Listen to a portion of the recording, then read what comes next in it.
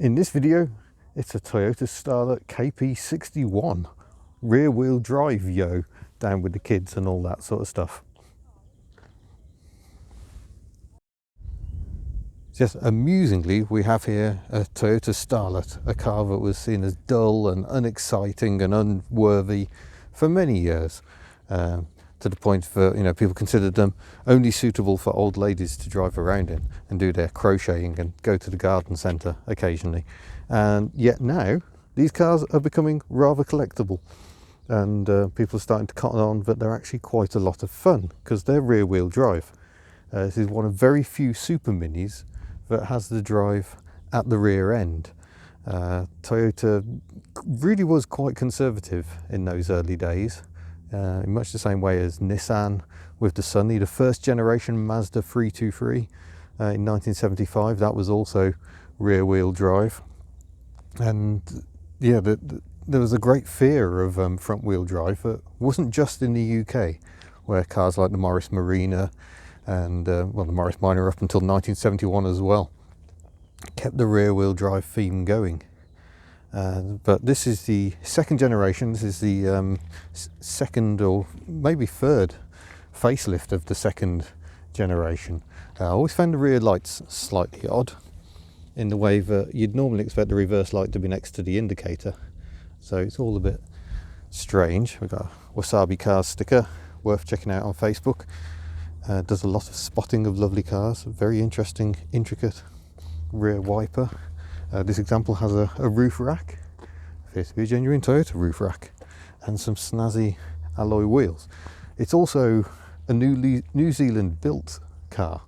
They were assembled here, quite a lot of Toyotas and the later Corollas as well, and proved quite popular here. Very hardy, not ultimately very exciting, but with a 1.3 litre engine, fairly peppy. In some markets you could get a van version, but this is the 3-door hatchback, probably the most popular shape of this type.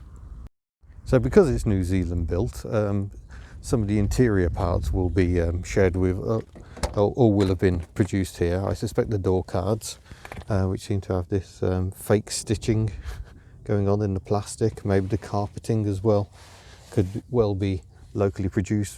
And it has to be said, the seats are incredible. Remind me very much of the Corolla AE86, the famous rear-wheel drive coupe, with this sort of middle section that grows up beyond the bolsters. Lots of well, it's a deep beige, really. Reminds me very much of my Toyota Tercel sitting at home awaiting my attention. If we hop aboard, we can look at the instrumentation, and it's not sure why shutting the door turned my phone off, but yeah, the instrumentation is nice and simple. We've got a hazard light switch here. That's a nice indicator noise.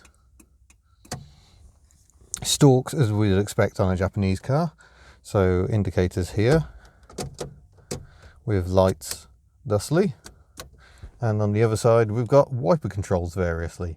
I think it's a push in for wash, and then the speeds are down with rear wiper. And something the Japanese do a lot, you'll note we've got rear wiper settings. You can wash on its own, or you can wash when the wiper's on. So you're not operating the wiper on a dry screen. It's just one of those neat little Japanese touches. Hoping this Honda Fit isn't going to crash into me. Thank you very much. Go away. Got a cassette player down here, complete with cassettes. What have we got in here? Louis Armstrong and his orchestra. Marvellous. I wish I could play you some of that. I fear I cannot. And A Bug's Life. Wow, I didn't even know that soundtrack came on cassette. That's quite astonishing. 5-speed gearbox, and of course the gearbox is about here, so it does rob a bit of space from the footwell. There's nowhere for your clutch foot to go because the gearbox kind of sticks out in the way. We have haulage here. That's a good quality horn. There is a choke control, but we'll get to why that's redundant in a moment. Very sensible heater controls as well, and look at this bi-level. Where has this feature gone? I suppose with air conditioning it's not really required, but yeah, it means heat to the feet, cool air to the face. Marvellous. That's a wonderful setting. So a little glove box here, has a first aid kit in it, and sun cream, essential in New Zealand. But yeah, otherwise it's very nice here. And I suppose you're going to want me to get into the back, where I can see there is even more cassette storage. So here goes. Taking the fresh air vent here, lovely little lever to block them off, an entire blanking switch, I wonder what that does, and a heated rear window is located there. I'll just give you a warning light summary as well, because that's about it really. Heater fans kicking in because we've just had quite a climb to get up here. Well, I'm in. It's not actually too bad here.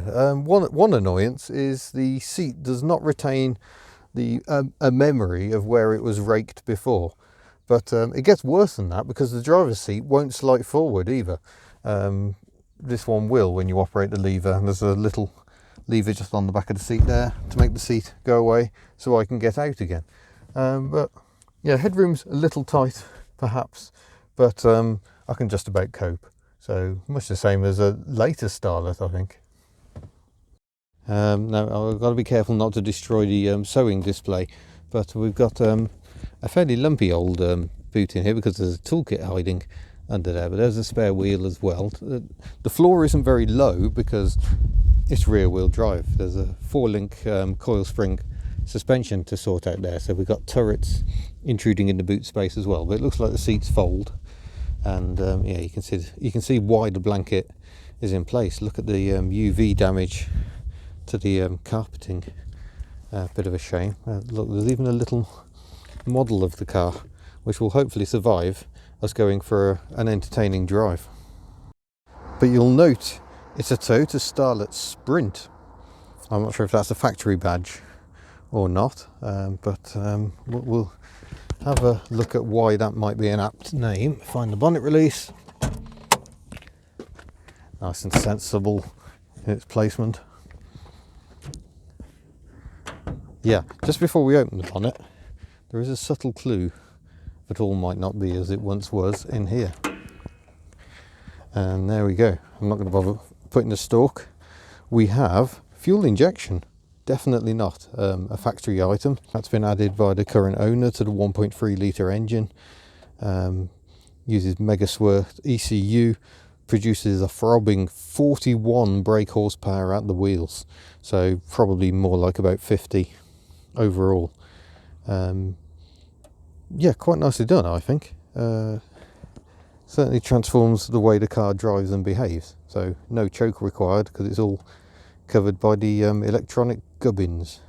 And there we go, assembled by Toyota New Zealand, Thames, which is on North Island, I believe. Somewhere I haven't been yet. There's always somewhere. I think it may well have had, oh no, it looks like it is a factory electric fan. Those trusty Japanese know what to do. The coolant bottle there. Skinny radiator, as is the Japanese tradition. They somehow managed to make much smaller radiators work. Oh, almost. There we go. Do like the red stripe across the top of the grille. It adds a certain sportiness. You see it's got a KP61 number plate as well, very fitting. Yeah, in New Zealand you can have any plate you like as long as no one else has had it. But I think we're overdue a drive, don't you? Before we get underway, I must point out an annoyance with the seat belts. There is no bobble, that one seems a bit more fixed in place, to stop the belt sliding right down to the bottom. And because it's a free door, the seat belt ends up tucked behind the seat where you can't reach it. That's ever so very slightly annoying.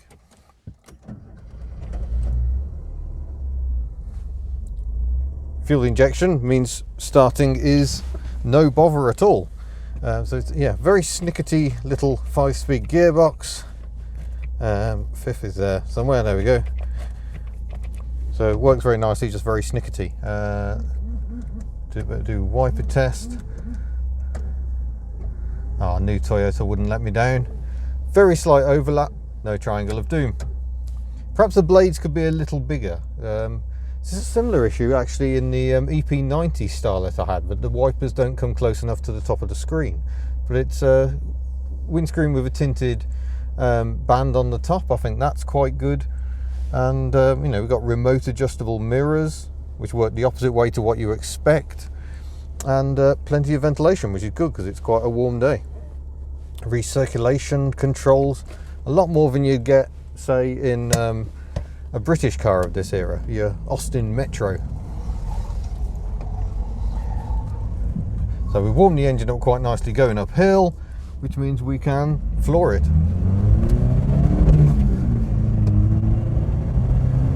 And the soundtrack is hilarious because it sounds like a traditional old rear-wheel drive car.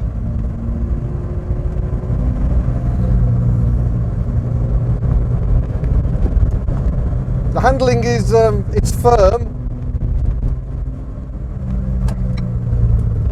Brakes are good. Making sure you haven't fallen off there, but you are still with us. It sounds a lot faster than it is. So we're up to 80 kilometers an hour. I can finally select fourth gear. Oh, she didn't look happy.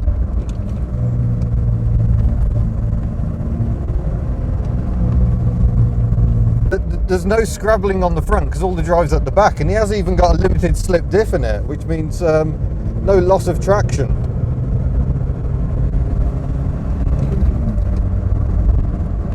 I could do with a limited slip diff in my Ford Fairmont, to be honest.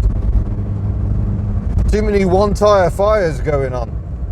First Starlet to use rack and pinion steering.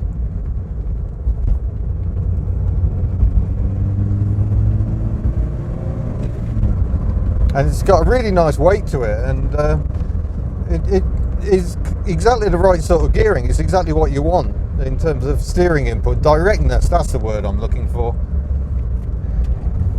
Oh, oh, New Zealand, stop it with the absolutely epic views, will you? When you're not hoofing around, yeah, it's still good company. If we let's get a Potter on, and it demonstrates that, you know, it's just well mannered at slower speeds, so it's very easy to drive. It doesn't much like going at the same pace as a tractor that's mowing the verge, as we discovered earlier. Here comes a Nissan 200SX belting it the other way. Oh yeah, lots of skid marks down here. Were they your skid marks, sir? Oh, maybe that's a bit too personal a question. Classic oversight. Wash. Wipe. Good old Toyota.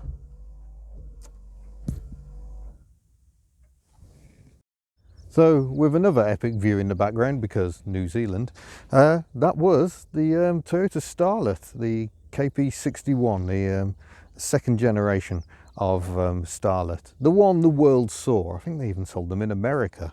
But yeah, it just goes to prove that a few subtle mods can really transform a car and not ruin it. It still looks like a Toyota Starlet, and I like that. It hasn't got big spoilers, it hasn't got fat arches, it's just got some nicely wider rubber. What rubber has he got on here? Yokohama's.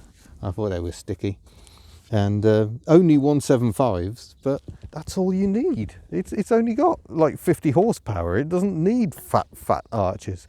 So yeah, lots of fun. Thank you for letting me have a drive of it. And yeah, I shall say thank you very much for watching. I hope you enjoyed that as much as I did, and I shall see you in a future video. Farewell.